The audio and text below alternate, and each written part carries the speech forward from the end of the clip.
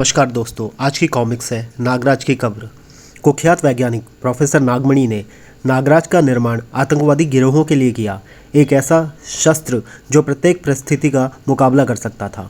महाशक्तिशाली नागराज को आतंकवादी गिरोह के सरदार बुलडॉग ने किराए पर प्राप्त कर लिया और नागराज ने आसाम में विनाश प्रारंभ कर दिया।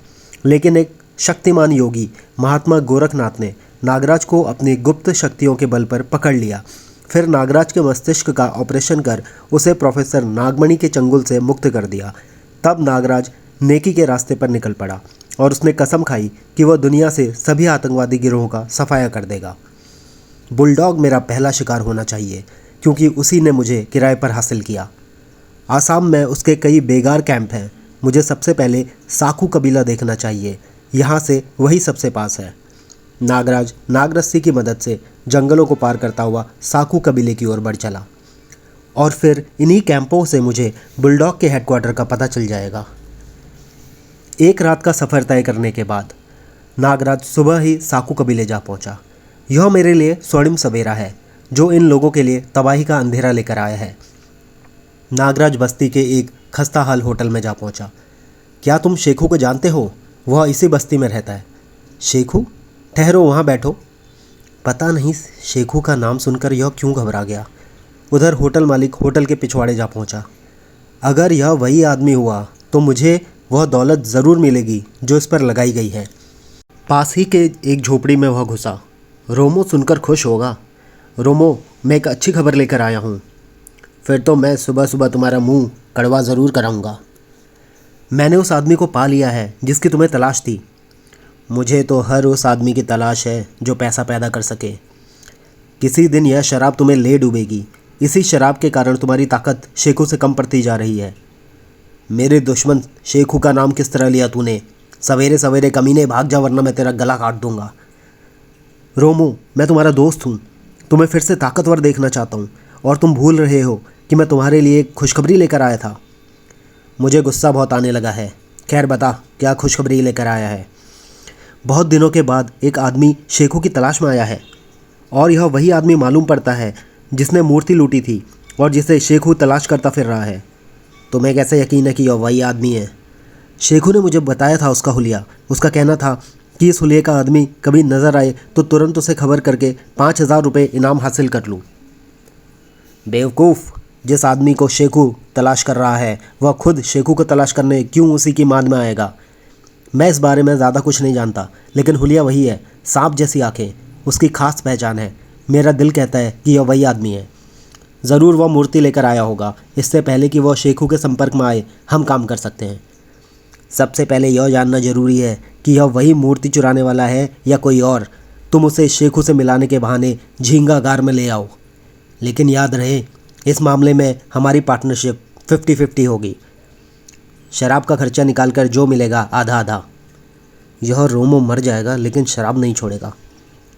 होटल मालिक वापस होटल में लौट आया। ए मिस्टर, चलो तुम्हें शेखू से मिलवा दूँ।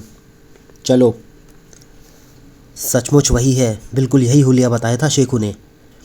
अब तुम इस गार में उतर जाओ, मुझे यहीं से वापस लौटना है। धन्यवाद दोस्त, तुमने मुझे यहाँ तक का रास्ता दिखाया। रोमो, वह झींगा गार में उतर चुका है और यह 100% वही आदमी है। उसका नाम नागराज है। अब तुम होटल पर मेरा इंतज़ार करो। सबसे पहले मुझे इस गार का रास्ता बंद करना होगा, फिर चोर रास्ते से अंदर जाऊंगा। मेरा बेवकूफ़ दोस्त कालू कहता था कि शराब ने मेरी ताकत छीन ली, लेकिन अब भी मैं इन चट्टानों को उठा सकता हूँ। अगर मेरा दोस्त मुझे चट्टान उठाते देख लेता तो शायद गश खाकर बेहोश हो जाता। यह पतली दरार, अपने शरीर की मांसपेशियां सिकोड़ने की कला जिसे आती हो वही ऐसे चोर दरवाजे पार कर सकता है। गार में। नागराज, क्या तुम मेरी आवाज़ सुन रहे हो? अगर मेरी आवाज़ सुन रहे हो तो जवाब दो। हाँ, मैं तुम्हारी आवाज़ सुन रहा हूँ। उसकी आवाज़ तीसरे मोड़ वाली गुफा से आ रही है। इस गार की आवाज़ों का अनुमान सिर्फ मैं ही लगा सकता हूँ। यहाँ आवाज़ गूंजती है। जरा सी आवाज़ पूरे गार में सुनाई पड़ती है और अंदाज़ा लगाना मुश्किल होता है कि आवाज़ कहाँ से आई है। हैरान होने की ज़रूरत नहीं नागराज, मैं ठीक तुम्हारे पीछे खड़ा हूँ। क्या तुम शेखू हो? हाँ, मैं ही शेखू हूँ। मूर्ति कहाँ है नागराज? पहले मैं तुम्हारी पहचान करूँगा कि तुम शेखू ही हो या कोई और। अपनी दाईं हथेली दिखाओ। तुम शेखू नहीं हो। बुलडॉग के सभी क्षेत्रीय सरदारों के हाथ में एक चिन्ह गुदा होता है, वह तुम्हारी हथेली पर नहीं है। ये रहा मेरी हथेली का निशान।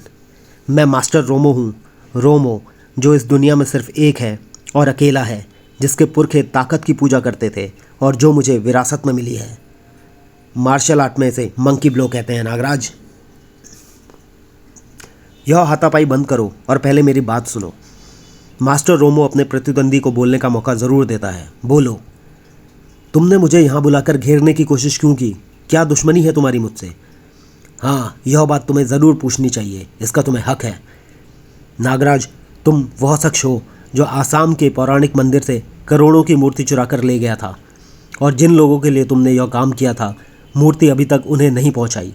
इसका मतलब वह मूर्ति अभी तक तुम्हारे कब्ज़े में है और मैं उसे हासिल करना चाहता हूँ।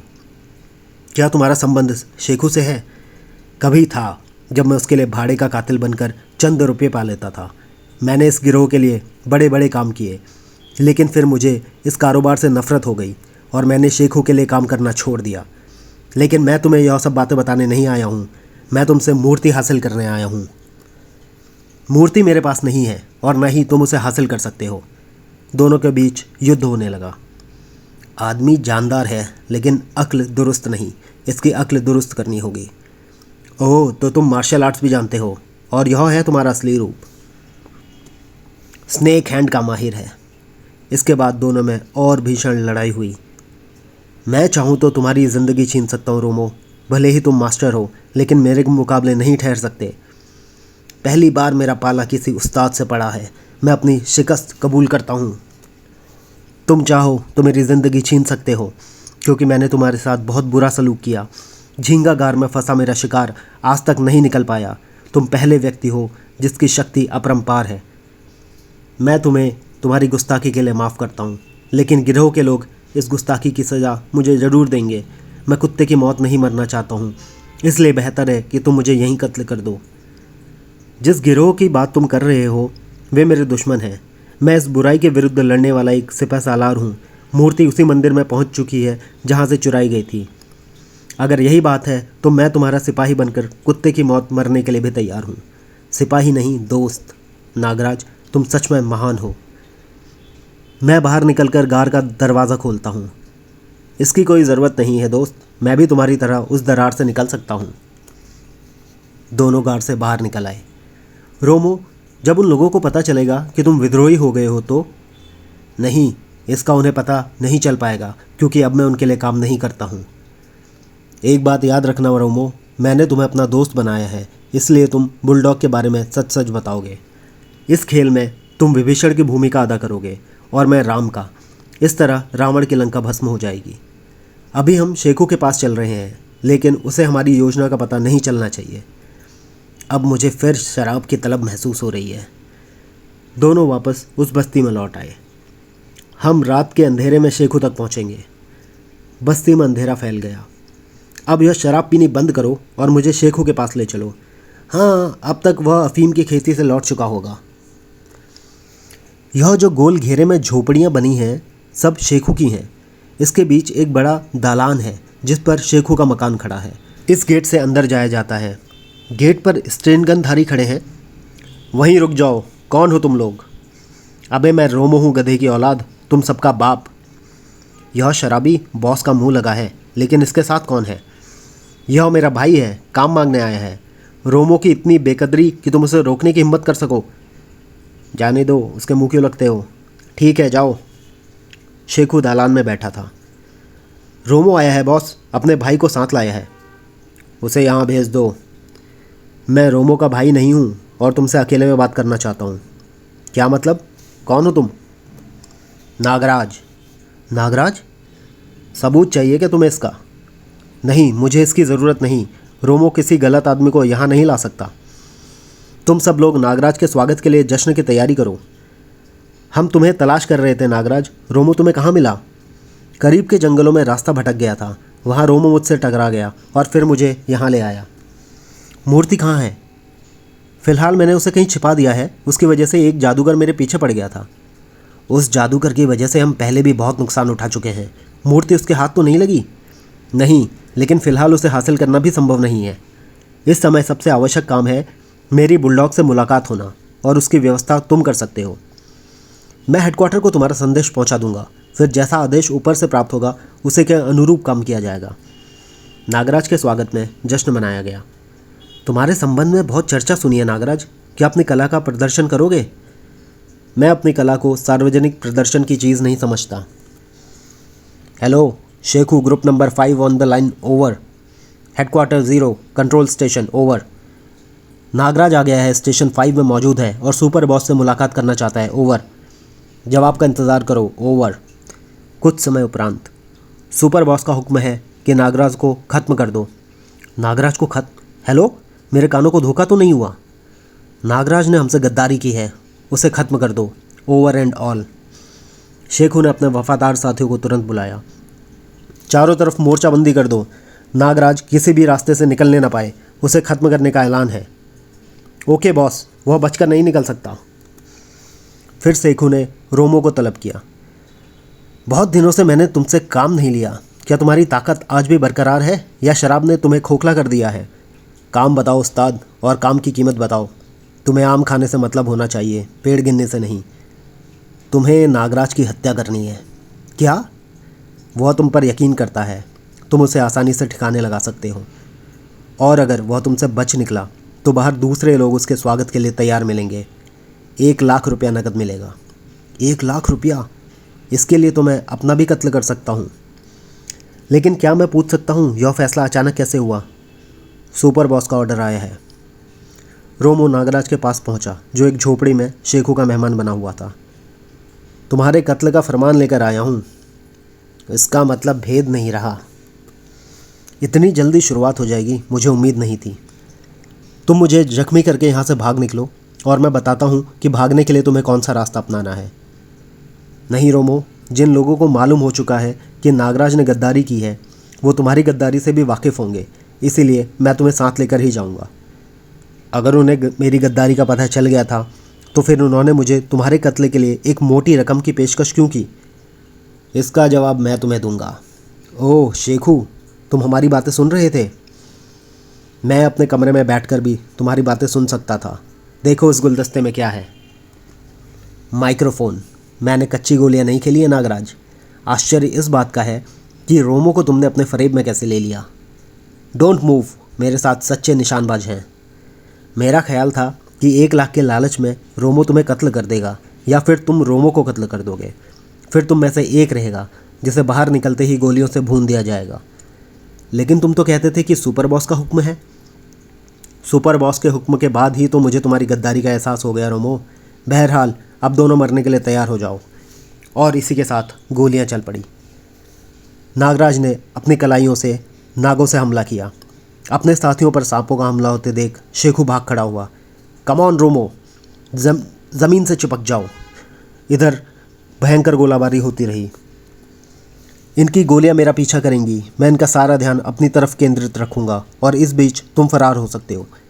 मैं पीठ दिखाकर भागने वालों में से नहीं हूँ। तुम्हें यहाँ अकेले छोड़कर नहीं भाग सकता उस्ताद। अभी मेरा भी कमाल देखो। ओह, नागराज तो सांप की तरह तेज़ी से रेंगता निकल गया। मुझे भी अपना कला का प्रदर्शन करना चाहिए। इसी बीच भयंकर गोलाबारी चल रही थी। इधर रोमो छप्पर फाड़कर शेखू के आदमियों पर कूदा और उधर नागराज अपनी नागरस्सियों से शेखू के आदमियों का खात्मा कर रहा था। शेखू के अड्डे पर तबाही के बादल मंडराने लगे। तभी शेखू भाग रहा है, मगर शेखू को नागराज के नाग ने रोक लिया। बाप रे सांप! बस्ती में शोर मच गया। लोग बस्ती छोड़कर भागने लगे। झोपड़ियाँ भीषण आग की लपटों में घिर चुकी थी। तू जिंदा रहकर हमारे काम आ सकता है। रोमो अब तक नहीं आया। मैं यहाँ पहले से तुम्हारा इंतज़ार कर रहा हूँ उस्ताद। तुम यह थैले में क्या भर लाए? कीमती शराब की बहुत सी बोतलें मिल गई, मैं समेट लाया। किसी सुरक्षित जगह चलो। झींगागार से अधिक सुरक्षित जगह कोई नहीं है। दोनों झींगागार पहुँच गए। शेखू डर के मारे बेहोश हो गया है, इसे होश में लाओ। यह कुत्ता होश में आ गया उस्ताद। मेरी आंखों में देख शेखू, शाबाश। अब तू मीठी नींद सो जा। नागराज ने शेखू को अपनी सर्पीली आंखों से सम्मोहित कर डाला। बुलडॉग के अधीन कितने स्टेशन काम कर रहे हैं?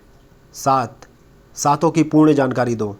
सम्मोहित अवस्था में नागराज ने शेखू से बहुत सी बातों की जानकारी हासिल कर ली। उस्ताद, तुम तो जादूगर भी हो। शेखू जैसे 6 बॉस और हैं जो बुलडॉग के अधीन काम कर रहे हैं। इस तरह बुलडॉग के गिरोह की रीढ़ में 6 जोड़ और बाकी हैं। पहले हम इन जोड़ों को तोड़ेंगे, उसके बाद रीढ़ की हड्डी टूट जाएगी। यह गार मुझे बेहद पसंद आया। शेखू को यहीं कैद रहने दो। मैं भी अपने कैदी यहीं रखना पसंद करता हूँ। अगली सुबह यहाँ से सबसे करीब स्टेशन नंबर 4 पड़ता है। पूरा नक्शा तुम्हारे दिमाग में आ गया होगा रोमो, तुमने यह इलाका घूमा हुआ है। हाँ, स्टेशन 4 डिब्रू पहाड़ी पर है। वे लोग डिब्रू पहाड़ी की ओर रवाना हो गए। उधर बुलडॉग के हेडक्वार्टर में खलबली मच गई। तुम सब लोग मुझे मनहूस खबरें सुनाने आए हो। सुपर बॉस, हम आपको किसी भ्रम में नहीं रखना चाहते। नागराज हमारे सभी अड्डों पर कहर ढाता बढ़ रहा है और उसका रुख बुलडॉग की तरफ है, यानी मेरी तरफ, यही ना? उसकी गतिविधियां यही संकेत दे रही हैं। हर प्रकार का सुरक्षा कवच, हथियार सब उसके सामने नाकारा हैं। इसके अलावा हमारा एक गद्दार साथी रोमो उसका साथ दे रहा है। इस तरह तो वह तुम सबको बर्बाद कर देगा। मैंने उसकी कलाओं का प्रदर्शन देखा है। वह है ही इस योग्य कि हर सुरक्षा कवच को तोड़ सके। हजारों सांप उसके स्नायुओं में जीते हैं। हमारे पास ऐसी कोई मशीन नहीं है जो नागराज को रोक सके। फिर भी एक इंसान ऐसा है जो उसकी रोकथाम कर सके। प्रोफेसर नागमणि। रेडियो फ़ोन पर नागमणि से हमारी बात कराओ। प्रोफेसर नागमणि, हमने पैसा देकर तुम्हारा हथियार खरीदा था और वह हमें ही डस रहा है। नागराज ऐसा नहीं कर सकता, पूरी बात बताओ।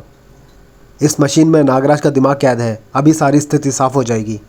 बुलडॉग ने नागमणि को फ़ोन पर सारी बातें संक्षेप में बता डाली। होल्ड अप करो, मैं अभी पता लगाता हूँ कि नागराज कहाँ है और क्या कर रहा है।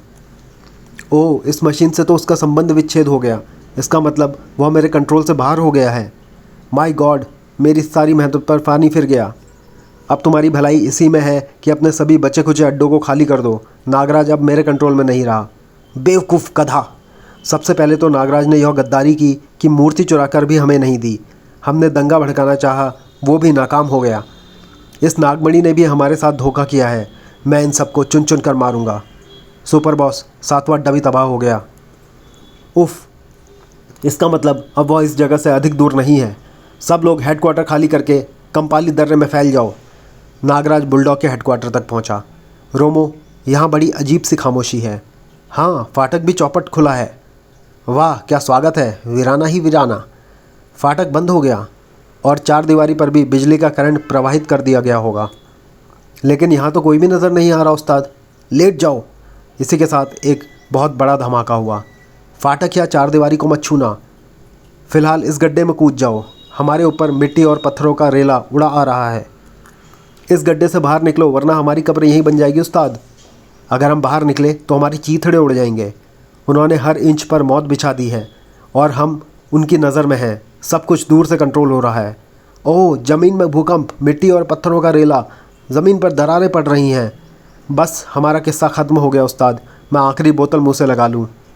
इसी के साथ शेखू और नागराज जिंदा ही ज़मीन में कई फीट नीचे दफन हो गए। क्या नागराज इस कब्र से बाहर आ सकेगा?